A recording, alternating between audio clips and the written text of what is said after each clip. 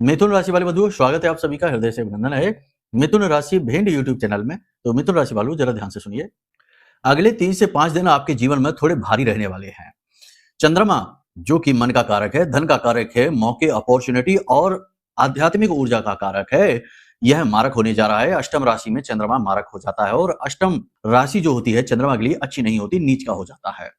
दूसरा कि सूर्य को भी, जो कि आत्मसम्मान का कारक है, उन्नति का कारक है, पिता का कारक है, यह भी राहु के साथ बैठा हुआ है और दूषित हो चुका है। मंगल भी राहु के साथ बैठकर अंगारक है। कहने का मतलब यह है कि जिन ग्रहों से जीवन में उन्नति आती है, जो ग्रह जीवन में आगे बढ़ने की अपॉर्चुनिटी देते हैं, दुखों से मुक्ति के मार्ग प्रशस्त करते हैं, उन ग्रहों की स्थिति इस समय पर अनुकूल नहीं है, प्रतिकूल है। यह समय और काल है जब आपको बहुत ही गंभीरता के साथ निर्णय लेने होंगे। गलतियां आपके हाथों से होंगी जरूर, 100% बचना बहुत मुश्किल है। कहा जाता है ना कि विनाश काले विपरीत बुद्धि। जब समय अनुकूल नहीं होता, प्रतिकूल हो जाता है, तो बुद्धि भी फिर उसी प्रकार से कार्य करने लगती है। गलत इंसान हमदर्द लगने लगता है और स्वयं अपना शोषण इंसान करवा देता है। अपना धन, अपना बल, अपना पैसा, मान सम्मान सब कुछ अपने हाथों से लुटा बैठता है। चाहे इतिहास उठाकर देख लो, शास्त्रों को भी देख लो, बड़े से बड़े राजा महाराजाओं के साथ भी यही हुआ है, तो सामान्य जन की तो बात ही क्या है। कहने का मतलब यह है कि ये जो समय और काल है, यहाँ पर चतुराई पूर्ण निर्णयों की आवश्यकता है और गुरु के मार्गदर्शन की अत्यंत आवश्यकता है। तो आज का यह कार्यक्रम आपके लिए बिल्कुल यही करने वाला है। इस कार्यक्रम को हमने पूर्ण ग्रह विवेचनों के आधार पर बनाया है, गोचरों के आधार पर बनाया है, आपकी मनोदशा, आपकी अंतरदशा के आधार पर कि आपके मन में क्या चल रहा है, उसके आधार पर यह कार्यक्रम बनाया है। हम आपके बारे में अध्ययन करते रहते हैं, आपकी राशि के बारे में जानते समझते हैं कि आपकी क्या स्थितियां इस समय पर चल रही हैं, उसी के आधार पर यह कार्यक्रम हमने बनाया है। और याद रखना कि कभी भी समय एक जैसा नहीं होता है, दुष्भाव में चलता है। हाँ, ये बात जरूर है कि कभी तीव्रता एक तरह के समय की, यानी अच्छे समय की तीव्रता अधिक होती है, कभी कमजोर समय की तीव्रता अधिक होती है, कालिक की तीव्रता अधिक होती है, लेकिन वहां पर भी उजलापन होता है। यानी कि नकारात्मक स्थितियां ग्रहों के अनुसार अवश्य हैं, लेकिन फिर भी गुरु का सपोर्ट है। गुरु तृतीय राशि में बैठे हुए हैं और आपको सपोर्ट अवश्य देंगे ही देंगे। इसी के साथ साथ हम आपको बता दें कि सबसे बड़ी बात यहां पर यह है कि सूर्य मंगल दोनों राहु से ग्रस्त अवश्य हैं, लेकिन दोनों ही मित्र हैं, राजा और सेनापति एक साथ हैं। तो इसका मतलब यह है कि कहीं ना कहीं बुद्धि जागृत रहेगी, आपको सहयोग समर्थन अवश्य मिलेगा। तो जहां एक तरफ नकारात्मकता है, वहीं दूसरी तरफ मौके, अपॉर्चुनिटी भी है। चतुराई इसी में है कि चीजों को भांप लिया जाए, समझ लिया जाए। कार्यक्रम की गहराई से विवेचना करेंगे, चीजों को अच्छी तरीके से समझाएंगे आपको और कुछ जरूरी सावधानियों के साथ साथ उपाय भी बताएंगे। जो उपाय हम आपको इस कार्यक्रम में बताने जा रहे हैं, वे उपाय 2 तरीके से फलित होंगे। पहला तो ये कि ये समय और काल की मांग है, यानी अगले कम से कम 3 से 5 दिन के लिए आपको ये उपाय जरूर करने होंगे। इसी के साथ साथ लॉन्ग टर्म में भी ये उपाय आपको लाभ देंगे, क्योंकि ये वैदिक पद्धतियों पर आधारित हैं, ग्रहों की ऊर्जाओं को अनुकूल करने का कार्य करते हैं। तो इन उपायों को जानना समझना आपके लिए बहुत अधिक लाभदायक है। इसी के साथ साथ हम आपको एक ऐसा शक्तिशाली उपाय भी बताएंगे जो कि केवल 3 दिन के अंदर अंदर आपकी बड़ी से बड़ी इच्छा मनोकामना को पूर्ति करने का मार्ग खोलेगा। ठीक है, यानी कि आपको रास्ता बता देगा। जब अब समझने की बात यहां पर यह है कि कोई भी समस्या, बड़ी समस्या कब बनती है? जब उस समस्या से बाहर निकलना, समस्या से मुक्त होना लगभग नामुमकिन सा लगे, यानी हर तरफ से दरवाजा बंद हो गया है, तो वो समस्या विकराल हो जाती है। जो समस्या का हल हो जाता है, वो समस्या बड़ी कहां रही, वो तो समाप्त हो गई। कहने का मतलब यह है कि आपके जीवन में जो भी कठिन से कठिन, बड़ी से बड़ी समस्या इस समय और काल पर चल रही होगी, उस समस्या से मुक्ति के मार्ग मिल जाएं, फिर समस्या तो कट ही जाती है धीमे धीमे अपनी समय अवधि के अनुसार। तो कहने का मतलब यह है कि ये उपाय आपको वो मार्ग दे देगा। करोड़ों का कर्जा है, कोई बात नहीं, विवाह नहीं हो रहा, कोई बात नहीं, विवाह में बाधा चल रही है, आपसी तनाव है, तलाक तक की नौबत आ गई है, कोई बात नहीं, इस उपाय को आप करके देखिए, चीजें अनुकूल होती चली जाएंगी और किस प्रकार से आपको परेशानी से मुक्ति मिलेगी, इसके रास्ते आपके सामने खुलते चले जाएंगे। बड़ा महत्वपूर्ण कार्यक्रम है, इसे अंत तक जरूर देखना। साथ ही साथ हम आपको बताएंगे 3 घटनाओं के विषय में जो आपके जीवन को नर्क बनाने वाली हैं। यदि जान जाओगे तो बच जाओगे, और नहीं जानोगे तो फिर जाके उन घटनाओं में जूझ ही जाओगे, डूब ही जाओगे। बिल्कुल वैसे ही आज का ये कार्यक्रम काम करेगा, जैसे कि आप सड़क पर जा रहे हैं, अनजाना रास्ता है, कभी उस रास्ते पर नहीं गए, लेकिन वहां पर क्या है कि बोर्ड लगे हुए हैं। तो आगे एक सकरी पुलिया है, यानी कि छोटा सकरा रास्ता है, और पहले ही आपको वहां पर एक बोर्ड लग गया, दिखा, उस बोर्ड पे लिखा हुआ है कि सामने सकरी पुलिया है। तो आप क्या करेंगे? आप अपनी गाड़ी की, अपनी वाहन की गति को धीमा कर लेंगे, सतर्क हो जाएंगे, अलर्ट हो जाएंगे और उस पुलिया से आराम से गुजर जाएंगे। कैसा हो कि अगर वहां पर कोई बोर्ड ही ना हो, तो आपकी गति तो चली ही जा रही है, तेज गति से आप दौड़े चले जा रहे हैं। अचानक से वो सकरी पुलिया आ गई। अब आपको समझ नहीं आएगा कि कैसे गाड़ी संभाले, तो इस बात की अधिक संभावना है कि आप उस स्थिति से निकल नहीं पाएंगे, निपट नहीं पाएंगे, दुर्घटनाग्रस्त हो जाएंगे। तो आज का ये कार्यक्रम बिल्कुल उसी बोर्ड की तरह कार्य करेगा, आपको सतर्क कर देगा क्या होने वाला है, किस तरह से होगा। अब उससे बचना और उससे बाहर निकलना ये आपके ऊपर निर्भर करेगा। बड़ा महत्वपूर्ण कार्यक्रम है, इसे अंत तक जरूर देखना।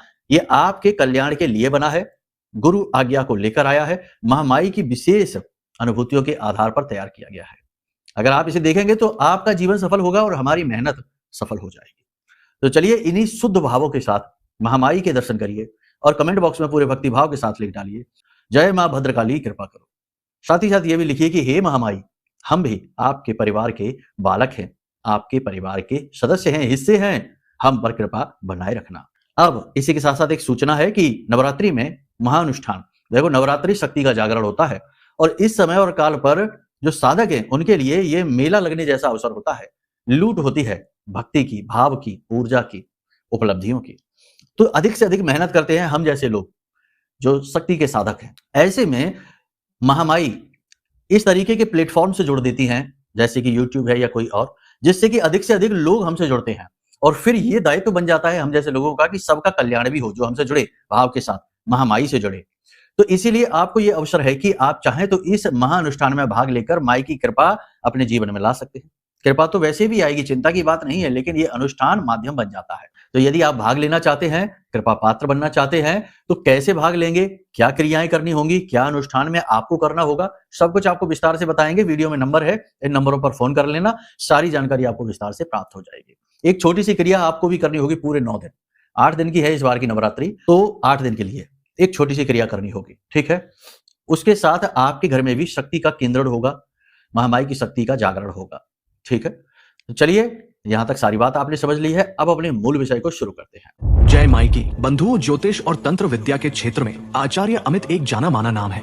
पूज्य गुरुदेव के साधनाओं और ज्योतिष विद्या के अनुभव बेहद दिव्य है। जी हाँ, पूज्य गुरुदेव ने जिसकी भी कुंडली का विश्लेषण किया और कुंडली के अनुसार उसे सटीक उपाय व महामाई माँ बगलामुखी की विशेष कृपा दी, उसके जीवन में सकारात्मक बदलाव तो आ ही है। फिर चाहे समस्या कितनी ही कठिन क्यों न हो, समाधान तो अवश्य हुआ है। अब ऐसे में यदि आप भी अपने जीवन की किसी बड़ी समस्या से जूझ रहे हैं, जैसे कि कर्जा बढ़ता ही जा रहा है, काम धंधा और व्यापार सब रुक चुका है, रिश्ते नातों में तनाव हद से ज्यादा बढ़ गया है, पूरा जीवन ही नकारात्मकताओं से भर गया है, तो ऐसे में यही सही समय है जब आप श्रेष्ठ गुरु से मार्गदर्शन प्राप्त करें और जीवन के अंधकार को समाप्त कर दिव्य प्रकाश की ओर कदम बढ़ाएं। वीडियो में दिए गए नंबरों पर तुरंत संपर्क करिए और अपनी कुंडली का विश्लेषण व समाधान पूज्य गुरुदेव के द्वारा करवा लीजिए। देर ना करें, आपके देवी देवताओं के आशीर्वाद से ये मौका खुद चलकर आपके पास आया है, इसे गंवाना नहीं है। अभी फोन करें और गुरुदेव से मार्गदर्शन प्राप्त करें। महामाई आपका कल्याण करें। धन्यवाद। तो देखो, चंद्रमा मनसो जाता है, चंद्रमा से ही शुरू करते हैं, आपके मन से ही शुरू करते हैं, आपके धन से ही शुरू करते हैं। धन के मामलों में अवरोध, पैसे का फ्लो बिगड़ेगा, फिजूल खर्ची हो जाएगी, अचानक से कोई बड़ा खर्चा आ जाएगा। यदि आपके पास पैसा जमा रखा है, आ चुका है, और यदि आपका पैसा कहीं से आना है तो अगले 3 से 5 दिन के लिए रुकावट आ जाएगी, पैसा आएगा नहीं। किसी ने ले लिया है, वो वादे करेगा लेकिन पैसा देगा नहीं, आप इंतजार करेंगे लेकिन आपको पैसा मिलेगा नहीं। तो ऐसी स्थिति में आपको क्या करना है, पैसे को संभाल कर रखिए। हाँ, फिजूल खर्ची होगी, अब जो खर्चा आ जाता है वो तो करना ही पड़ता है, ऐसा तो है नहीं कि आप बच जाए। कोई रोग आ गया, कोई दोष आ गया, कोई बात हो गई तो पैसा तो लगेगा ही।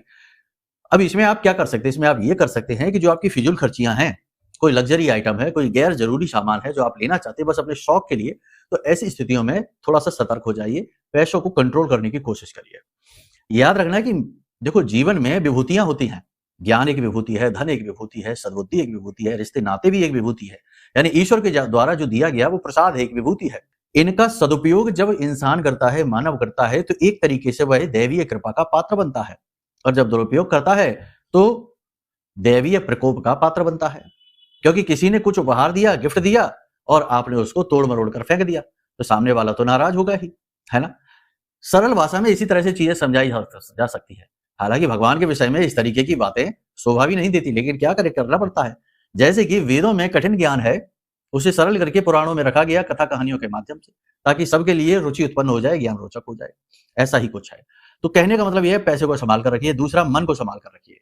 मन में निगेटिव भाव बढ़ेंगे, पुरानी गलतियों को, पुरानी बातों को लेकर खेद उत्पन्न होगा, ग्लानि की भावना बढ़ेगी, निगेटिविटी बढ़ेगी, सोच विचार में आप डूबेंगे, नकारात्मक होते चले जाएंगे। तो ऐसी स्थिति से आपको बचना है, अकेलेपन से आपको बचना है।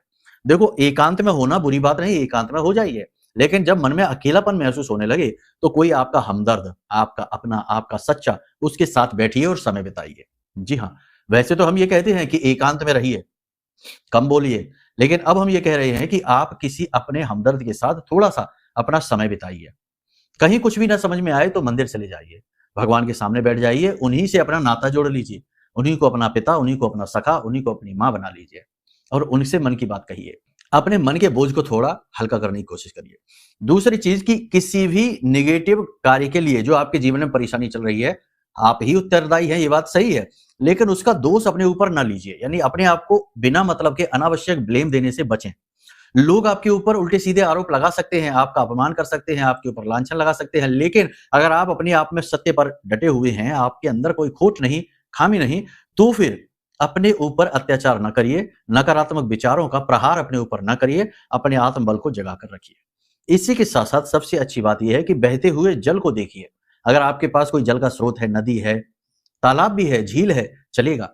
कोई जल का बड़ा स्रोत है यदि आपके आस-पास, तो उसे देखिए, कुछ भी नहीं तो अपने मोबाइल में ही ऐसा कुछ चित्र लगा लीजिए, कोई वीडियो लगा लीजिए, जिसमें कि बहते हुए जल का दृश्य हो, प्राकृतिक दृश्य हो, उसे आप देखिए।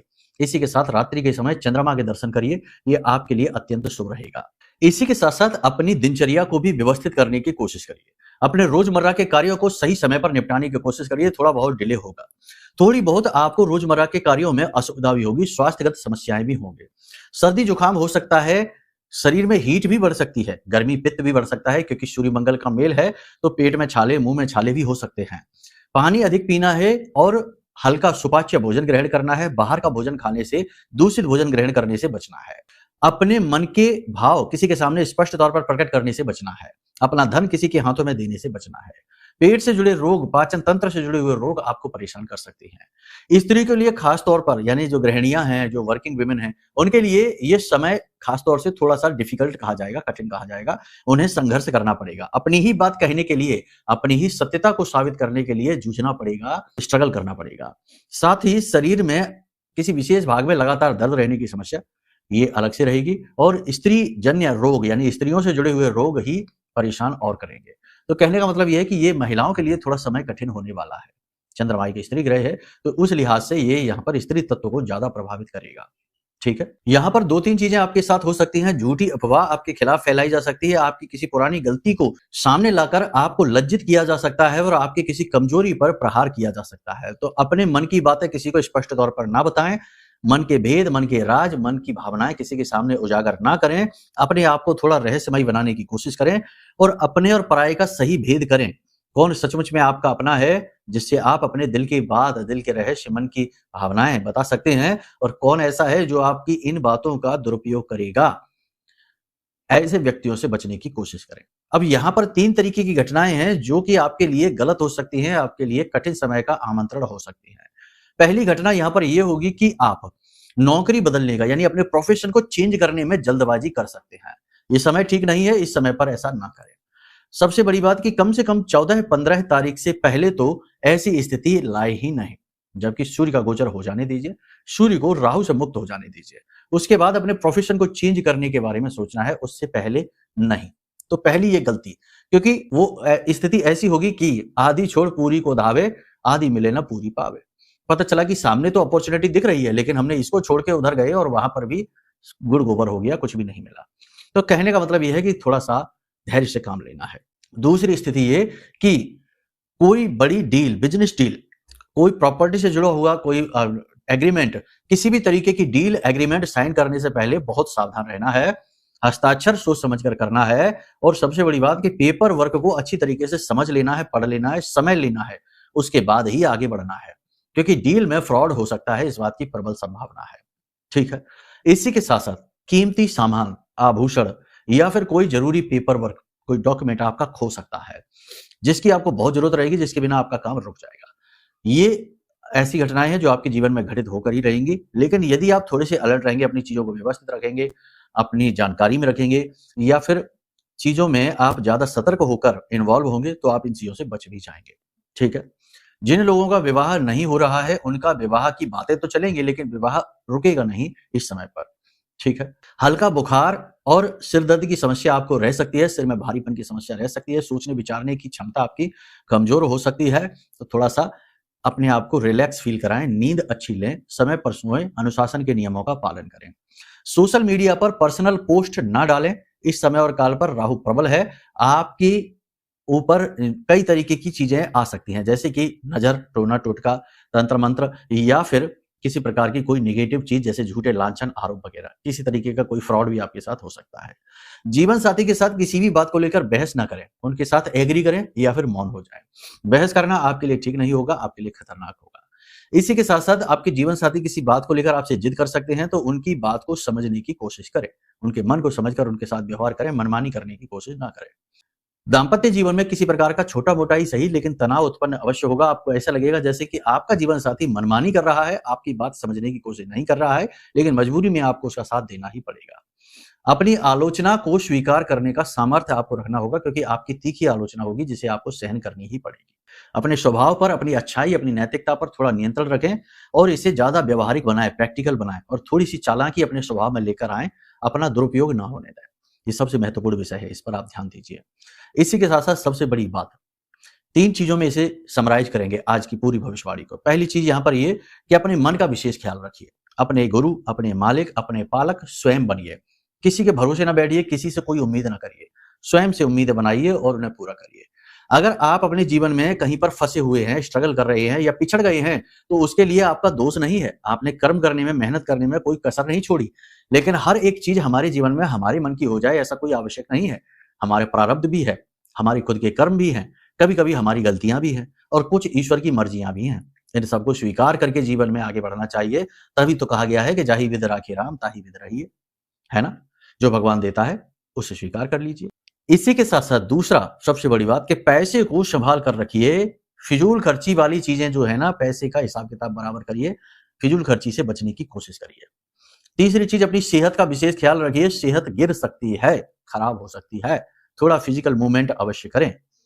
और चौथी चीज एक और आपको बता देते हैं कि एकाग्रता को बढ़ाने वाली एक्सरसाइज जैसे कि योग है, ध्यान करना है, इन्हें अवश्य करिए। प्राणायाम अवश्य करिए, अनुलोम विलोम अवश्य करिए।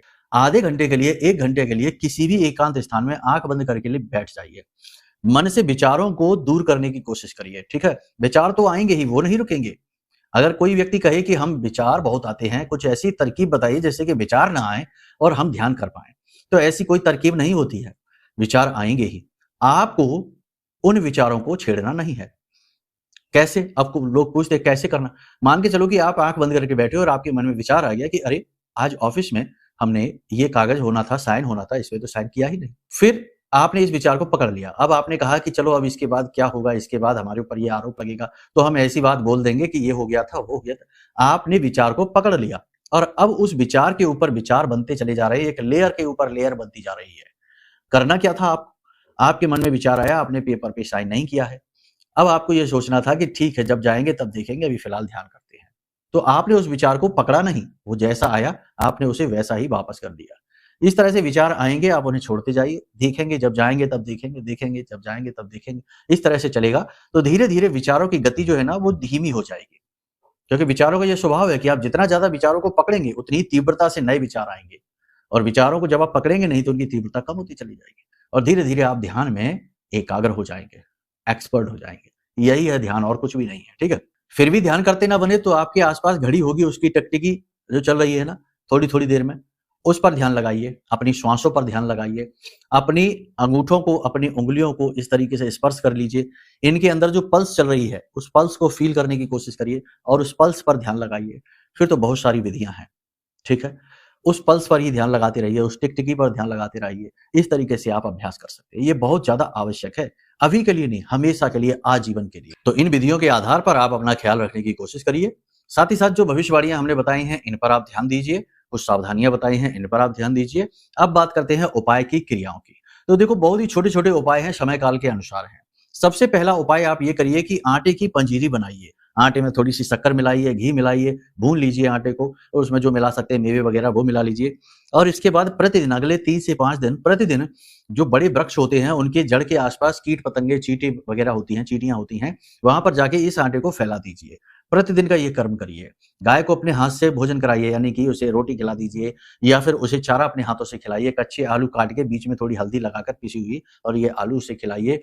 इसी के साथ-साथ अपने स्नान किए जाने वाले जल में थोड़ा-सा सफेद चंदन और थोड़ा-सा कच्चा दूध, हल्का-सा, ज़्यादा नहीं, 2 बूंदे ही, और थोड़ा-सा नमक ये डाल दीजिए। इससे आपका चंद्रमा अनुकूल हो जाएगा, साथ ही साथ नेगेटिविटी भी दूर होगी। इन क्रियाओं को कर लीजिए, कोई बड़ी क्रिया नहीं है, जो भी कुछ था वो हमने कार्यक्रम में आपको बता ही दिया है एकाग्रचित्ता के लिए। अब देखो, आपके जीवन में अगर कोई बड़ी विषम परिस्थिति चल रही है तो उसका कारण तो आपकी कुंडली के पाप ग्रह योग हो सकते हैं, तो उसके लिए आप अपनी कुंडली दिखा लीजिए। वह आपकी व्यक्तिगत समस्या पर टारगेट करेगा और आपकी समस्या दूर होने में बड़ी जल्दी मदद मिलेगी। तो उसके लिए कुंडली आकलन कराइए। साथ ही साथ कभी जीवन में दुख ना आए, हमेशा नेगेटिविटी से आपकी सुरक्षा हो, इसके लिए महामाई का विशेष महारक्षा कवच है, यह हमने आपके लिए ही जागृत किया है।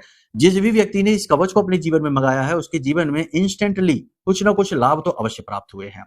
तुरंत से घर में नेगेटिविटी कम होती महसूस हुई है। कोर्ट कचहरी के विवाद हैं, सरकारी विवाद हैं, घर में क्लेश है, किसी प्रकार का तनाव है, कर्जा है, कोई समस्या है जिससे मुक्ति नहीं मिल रही है, तो ये परेशानियां बड़ी विषम होती हैं। इनका समाधान बहुत कठिन होता है, दैवीय कृपा से ही होता है। तो इस कृपा को प्राप्त करने के लिए यह महारक्षा कवच सर्वश्रेष्ठ समाधान है। आप इसे मंगा लीजिए, कुंडली आकलन करा लीजिए, आपका उद्धार हो जाएगा, क्योंकि यही है जीवन में सरलता का मार्ग। दैवीय कृपा और कुंडली और ग्रहों की समझ, बस फिर बचा ही क्या। यहीं से तो रास्ते खुलते हैं। सभी इसी रास्ते पर चलकर आगे बढ़ते हैं। आप भी चलिए, ठीक है। तो चलिए आज के इस कार्यक्रम को यहीं विराम देते हैं। अब यदि मन में कोई प्रश्न उठे कि कुंडली आकलन कैसे कराना है, या महारक्षा कवच कैसे लेना है, या फिर महाअनुष्ठान में नवरात्रि का जो होने वाला है हमने बताया था, उसमें कैसे भाग लेना है, इन सब के लिए वीडियो में नंबर हैं, इन पर आप फोन कर लीजिए। 10 बजे से लेके शाम को 4 बजे के बीच फोन करिए, आपकी सारी शंकाओं का समाधान किया जाएगा, ठीक है। चलिए प्रेम से बोलिए, जय माई की, जय मां बगलामुखी। हमारे प्रिय और परम पूज्य आचार्य जी ने अपनी साधनाओं के अनुभवों पर आधारित शक्तिशाली उपाय और क्रियाओं के माध्यम से हजारों लोगों के जीवन को पूरी तरह से बदला है। आचार्य जी के द्वारा बताया गया हर एक उपाय इतना सटीक और कारगर होता है कि जो भी इसे पूरे भाव के साथ कर लेता है, उसे साक्षात महामाई की कृपा और आशीर्वाद प्राप्त हो जाती है। इसलिए निसंकोच इन उपायों को पूरे भाव के साथ करिए, आपका कल्याण होगा। जय माई की।